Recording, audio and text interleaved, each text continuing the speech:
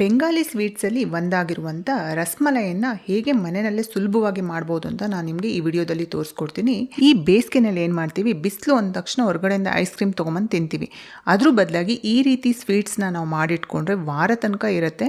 ಇದನ್ನು ಫ್ರಿಜ್ಜಲ್ಲಿ ಇಟ್ಕೊಂಡು ಯಾವಾಗ ಬೇಕು ಅನಿಸುತ್ತೋ ಅವಾಗೆಲ್ಲ ನಾವು ತಂಪಾಗಿರುವಂಥ ರಸ್ಮಲೈನ ತಿನ್ಬೋದು. ಬನ್ನಿ ರಸ್ಮಲೈ ಮಾಡೋದಕ್ಕೆ ಶುರು ಮಾಡೋಣ. ಈಗ ಸ್ಟವ್ ಹಚ್ಚಿ ಒಂದು ಕಡಾಯಿ ಇಟ್ಟು ಹಾಲನ್ನು ಹಾಕ್ತಿದ್ದೀನಿ. ಇಲ್ಲಿ ನಾನು 2 ಲೀಟ್ರ್ ಹಾಲಲ್ಲಿ 1.5 ಲೀಟ್ರ್ ಹಾಲನ್ನ ಮಾತ್ರ ನಾನು ಕಾಯಕ್ಕಿಟ್ಟಿದ್ದೀನಿ. ಇನ್ನು ಅರ್ಧ ಲೀಟ್ರ್ ಹಾಲನ್ನು ಹಾಗೆ ಇಟ್ಟಿದ್ದೀನಿ. ಇಲ್ಲಿ ನಾನು ನಂದಿನಿಯವರ ಟೋನ್ಡ್ ಮಿಲ್ಕ್ ಶುಭಂ ಬಳಸಿರೋದ್ರಿಂದ ಇದರಲ್ಲಿ ನಿಮಗೆ ಕೆನೆ ಅಂಶ ಜಾಸ್ತಿ ಇರೋದ್ರಿಂದ ನಿಮಗೆ ಪನ್ನೀರ್ ಕೂಡ ಜಾಸ್ತಿ ಕ್ವಾಂಟಿಟಿಲಿ ಸಿಗುತ್ತೆ.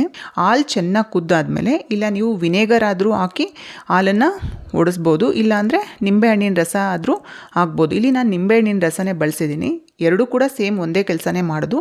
ನಾನು 1 ನಿಂಬೆಹಣ್ಣಿನ ರಸನ ತೆಗೆದು ಹಾಕಿದ್ದೆ. ಈಗ ಹಾಲು ಒಡೆಯೋದಕ್ಕೆ ಶುರು ಆಗಿದೆ. 1-2 ನಿಮಿಷ ನೀವು ಹಾಗೆ ಬಿಟ್ಟರೆ ಚೆನ್ನಾಗಿ ಒಡೆದು ನೀರೆಲ್ಲ ಒಂದು ಕಡೆ ಸೆಪ್ರೇಟ್ ಆಗುತ್ತೆ. ಆವಾಗ ಸ್ಟವ್ ಆಫ್ ಮಾಡಿಬಿಡಿ.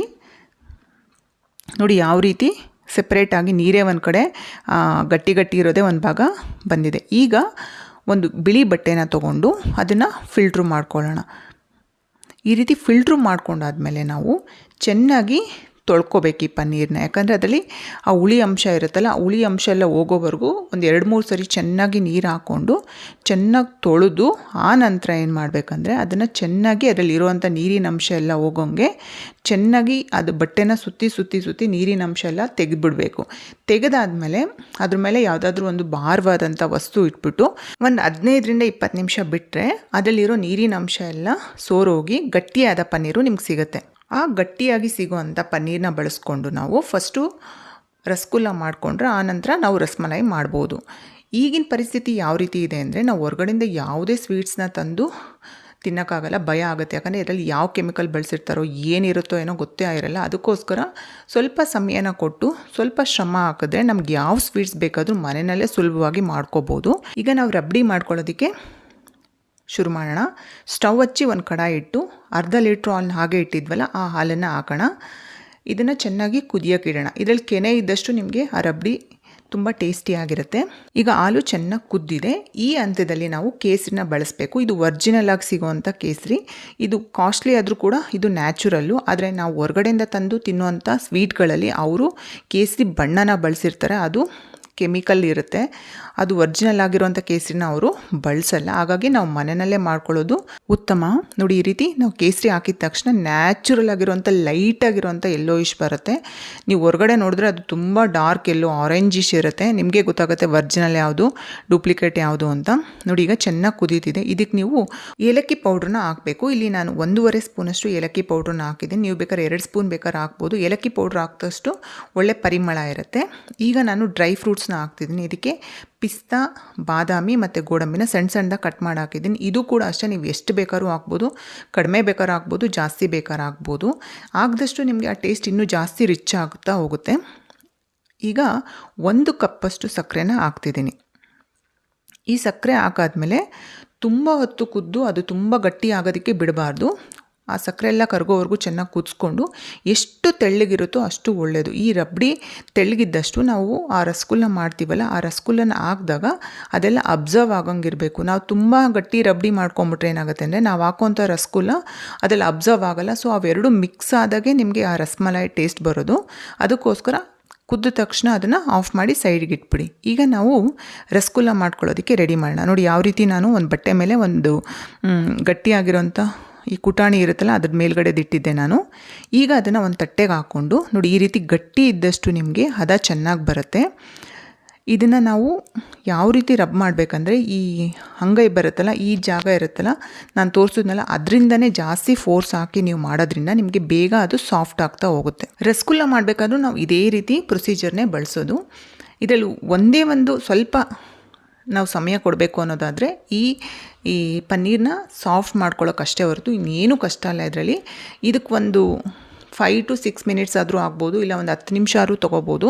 ನಾವು ಯಾವ ರೀತಿ ಫೋರ್ಸ್ ಹಾಕಿ ಮಾಡ್ತೀವಿ ಅನ್ನೋದ್ರ ಮೇಲೆ ಡಿಪೆಂಡ್ ಆಗುತ್ತೆ. ಚೆನ್ನಾಗಿ ನೀವು ಈ ರೀತಿ ಅದನ್ನು ರಬ್ ಮಾಡ್ತಾ ಹೋದರೆ ನಿಮ್ಗೆ ಏನಾಗುತ್ತೆ ಅಂದರೆ ಅದು ಪನ್ನೀರು ಸಾಫ್ಟ್ ಆಗ್ತಾ ಹೋಗುತ್ತೆ.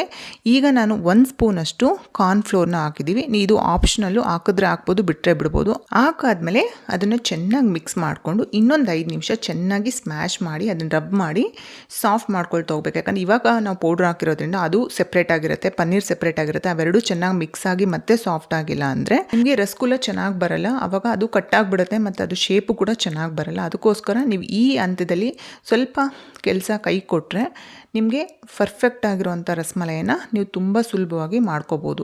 ಇದೆಲ್ಲ ಸಾಫ್ಟ್ ಆಗಿದೆ. ಇದನ್ನು ಸೈಡಲ್ಲಿ ಇಟ್ಬಿಟ್ಟು ಇವಾಗ ನಾನು ಸ್ಟವ್ ಹಚ್ಬಿಟ್ಟು ಒಂದು ದೊಡ್ಡ ಕಡಾಯಿ ಇಡ್ತಾ ಇದ್ದೀನಿ. ಕಡಾಯಿ ಇಟ್ಬಿಟ್ಟು ನೋಡಿ, ಈ ರೀತಿ ಕಪ್ಪಲ್ಲಿ 3 ಕಪ್ಪಷ್ಟು ಸಕ್ಕರೆ ಹಾಕಿ 8 ಕಪ್ಪಷ್ಟು ನೀರು ಹಾಕಿ ಕುದಿಯೋಕೆ ಇಟ್ಟಿದ್ದೀನಿ.